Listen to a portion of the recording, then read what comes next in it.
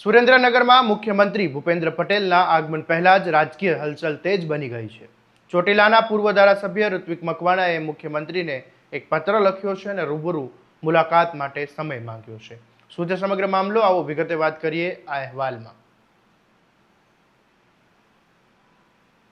નમસ્કાર, હું છું આસિફ કાદરી અને સ્વમાન સાથે તમારું સ્વાગત છે. મુખ્યમંત્રી ભૂપેન્દ્ર પટેલ આગામી 25 જુલાઈએ સુરેન્દ્રનગર જિલ્લાની મુલાકાતે જવાના છે. તે પહેલા જ ચોટીલાના પૂર્વ ધારાસભ્ય ઋત્વિક મકવાણાએ મુખ્યમંત્રીને એક પત્ર લખ્યો છે અને પત્ર લખ્યા બાદ કાર્યક્રમ જ્યારે તેમનો પૂર્ણ થાય ત્યારબાદ મુલાકાત માટે સમય ફાળવવાની વિનંતી કરી છે.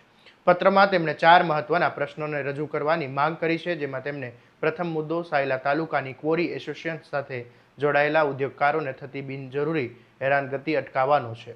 આ ઉપરાંત તેમણે બ્લેક ટ્રેપ સ્ટોનની નવી લીઝ ફાળવવાની પણ માંગ કરવામાં આવી છે, જેથી સ્થાનિક ઉદ્યોગોને પ્રોત્સાહન મળે.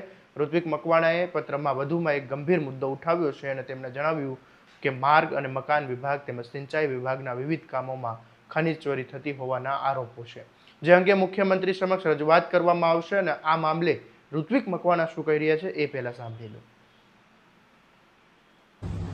નમસ્કાર. આવનારી 25 તારીખે ગુજરાત રાજ્યના માનનીય મુખ્યમંત્રી ભૂપેન્દ્રભાઈ પટેલ સુરેન્દ્રનગર જિલ્લાના પ્રવાસે છે. સૌની યોજના મારફતે પાણી ગુજરાતભરમાં પૂરું પાડ્યાની વાતો કરે છે, પરંતુ સુરેન્દ્રનગર જિલ્લો, મોરબી જિલ્લો, રાજકોટ જિલ્લો, એના કેટલાક તાલુકાઓ જેને ખરેખર નર્મદા યોજનાના પાણીની સમાન ધોરણે વહેંચણી થવી જોઈએ, એની અંદર વ્યાપક પ્રમાણમાં અન્યાય થયો છે. સબુરી ડેમમાં પાણી નાખવાનું વચન આપ્યું પણ આજ સુધી નાખ્યું નથી. મોરસલ ડેમમાં પાણી નાખવાનું વચન આપ્યું પણ આજ સુધી નાખ્યું નથી. ત્રિવેણી ઠાંગા ડેમમાં સ્ટ્રક્ચર પૂરેપૂરું હોવા છતાં આજ સુધી પાણી નાખ્યું નથી.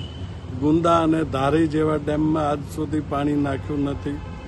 બાબરા, વિછિયા, જસદણ જેવા તાલુકાઓમાં પાણી પહોંચાડવાનું હતું પણ આજ સુધી જોઈએ એટલું પાણી પહોંચાડ્યું નથી.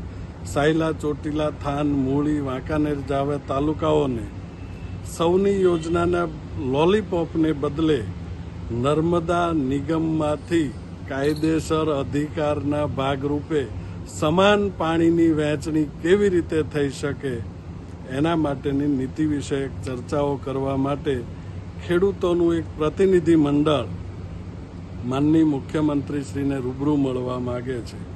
તો અમારી આપને નમ્ર વિનંતી છે કે અમે પત્ર આપશ્રીના કાર્યાલયમાં પહોંચાડ્યો છે. માનનીય કલેક્ટરશ્રીના કાર્યાલય સુધી પણ પત્ર રવાના કર્યો છે.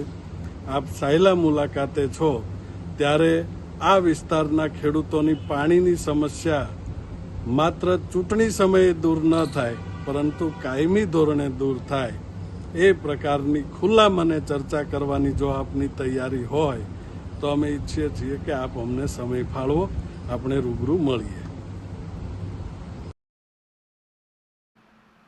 આ હતા ઋત્વિક મકવાણા. તેમણે તેમની માંગ સ્પષ્ટ શબ્દોમાં કહી દીધી છે. સાથે જ તેમની નર્મદાના સિંચાઈના પાણીનો લાભ ચોટીલા, મૂળી, થાનગઢ, સાયલા, વાંકાનેર અને જસદણ સહિતના વિસ્તારો સુધી પહોંચે તે માટે પણ માંગ કરી છે. અને હવે જોવાનું એ રહેશે કે મુખ્યમંત્રી ભૂપેન્દ્ર પટેલ પૂર્વ ધારાસભ્ય ઋત્વિક મકવાણાને મુલાકાત માટે સમય ફાળવે છે કે નહીં, અને રજૂ કરવામાં આવેલા મુદ્દાઓ અંગે રાજ્ય સરકાર શું નિર્ણય લે છે તેના પર સૌની નજર ટકેલી છે. આવા દરેક અપડેટ માટે તમારા સ્વમાનને ફોલો અને સબસ્ક્રાઇબ કરવાનું ભૂલતા નહીં. નમસ્કાર.